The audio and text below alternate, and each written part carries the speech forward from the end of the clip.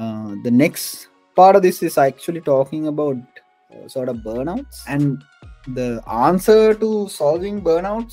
Sometimes you think burnout can be solved by completing your list of things on your to-do list, but it doesn't work that way. So you have to identify different things people do.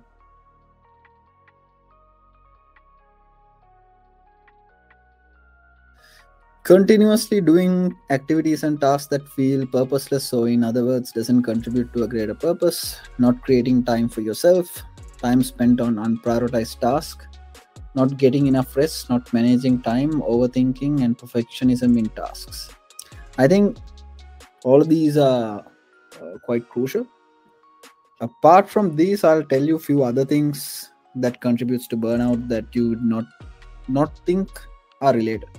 First is actually diet.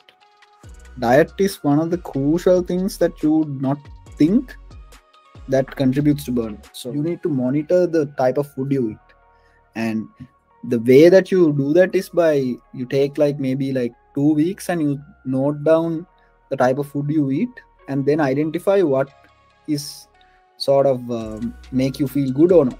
Second thing that you might not have realized is water, right? You are always, as a person, in a state where you are dehydrated, and when you are dehydrated, everything is very irritating, and you start to realize okay, this all the things that you're trying to do becomes not gonna work, right? These are like few physiological things. So I'm gonna go to the next part of it to identify what activities do you think will reduce burnout.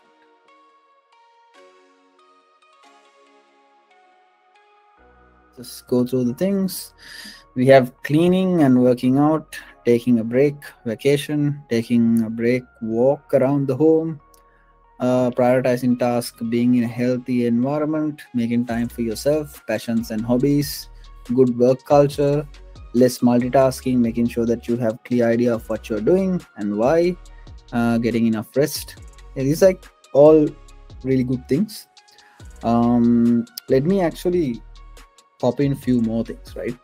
So if you go back into this box of what contributes to burnout, one part of this is actually part of this is physiological. So physiological part is the diet. Even taking a walk around your neighborhood just to move around and see things, it just stimulates and it reduces this burnout. The second thing about it is that what activities do you think will reduce burnout?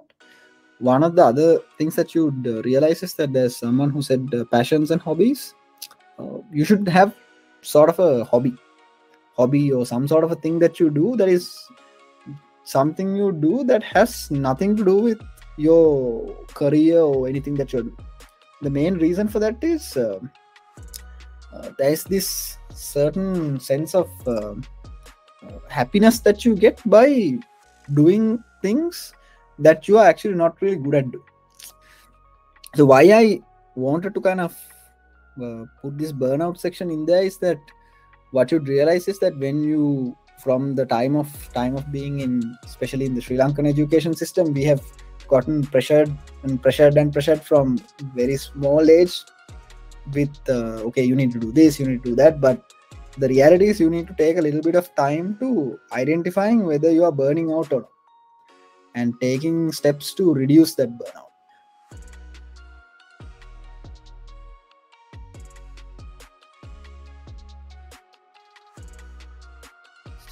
So when it comes to productivity of the environment, I'll put something in here myself saying music that you play while you're working is one of those important things. The other thing that you will find is that the place you work, for example your desk. The next thing is actually how many of you have cleaned your desktop in like the last 30 days. So I think that's a that cleaning things around, like whether it's your desktop or whether it's Notion or Slack or wherever you're working on, it helps you to have that productive. And the next thing is like lighting. I don't know about other people, but for me, lighting plays a very big role on being productive. I like to have lights that are like more yellowish. This lighting part is very important, so pay a little attention to how you kind of look at it. And even when you wake up in the morning, if you get like natural light, it's really good for you.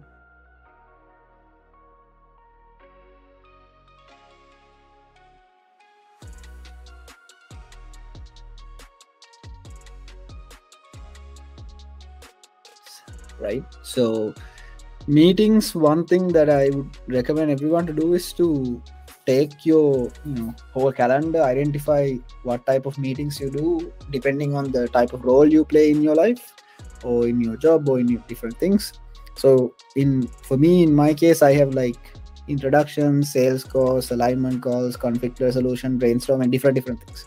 What I have understood is that you can't put all the 4 types of calls in one block of day. It doesn't work that. Like, you imagine you do a conflict resolution and a brainstorming in the same day, it doesn't work. So this meeting types is quite important. The next thing is, I give an example of this alignment part. So why do people do stand-ups? It's because people need to be aligned. When you are doing a daily stand-up, you don't really need like a big written agenda. But let's say you are doing sort of a brainstorming or conflict resolution or something like that, you need to have like an agenda of what you are trying to do. Otherwise, what happens is people come in with like, let's say there's 4 things to discuss. Once you discuss the first thing, you will discuss some other thing, and then it'll like your 4 things, that 3 things you want to do, rest of it will not be discussed. So you need to have sort of a written agenda on what you're trying to do when it comes to certain types of meetings. So that's agenda part of it.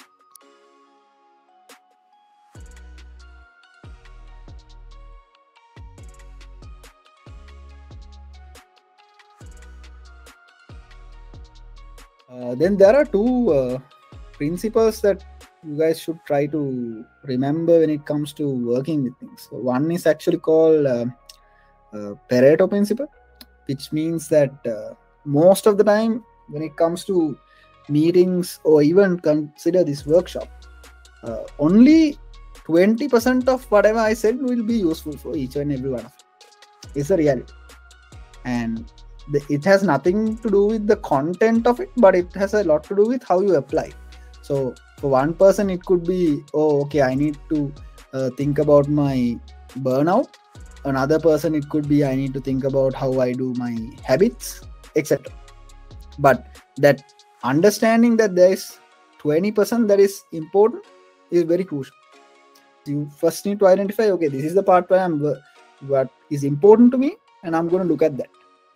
And that 20% that you focus on will give you an 80% result. Like, imagine you listen to this whole thing I said, but you didn't take a single action. It's not effective.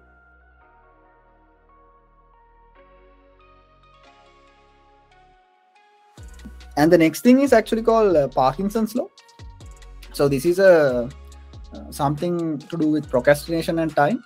Let's say you have a specific task you need to do, and you say this task will take 100 hours. What happens is the task you take will expand to be working out as 100 hours. So it's a very mental thing where your brain will just trick you into thinking, okay, you said it's 100 hours, so it will take 100 hours.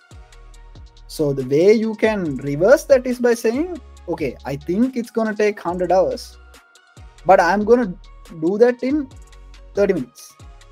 And what happens is you are not going to achieve anything in 30 minutes, but you will figure out a way to do it maybe in 50 hours. That's the way that you can start kind of increasing this idea of efficiency. It's a very radical thought. Just try to think certain scenarios where you can apply this law.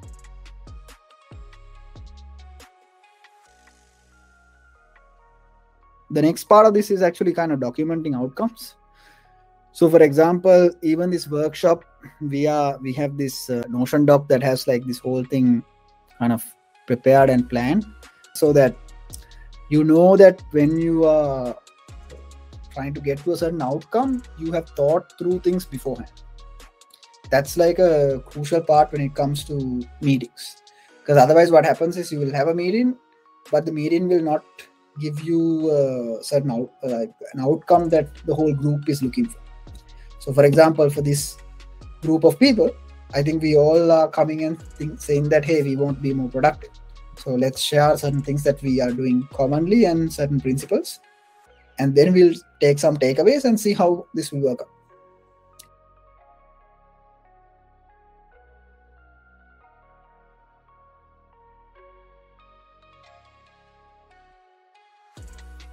So when it comes to sort of like this productivity stuff, there are a lot of tools that you can use. So for me, like I use Notion as like a tool for like planning and things. It basically takes in, for every day, it puts in different things. Then Miro is really good to kind of expand what you have in your mind. So whenever I have a certain problem, what I do is I go to Miro and draw a bunch of boxes and try to identify what are the aspects of the problem.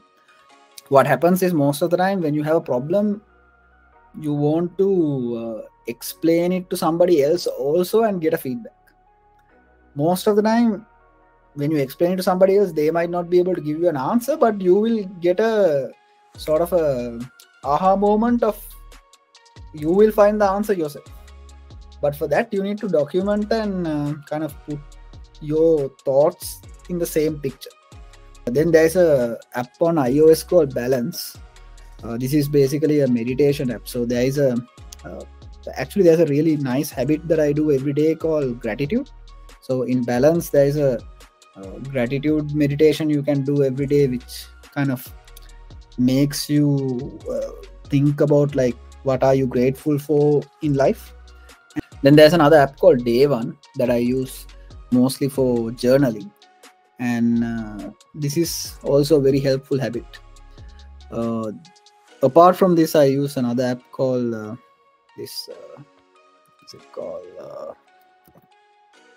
Countdown Timer. This is mostly for like timers and Pomodoros and stuff like that.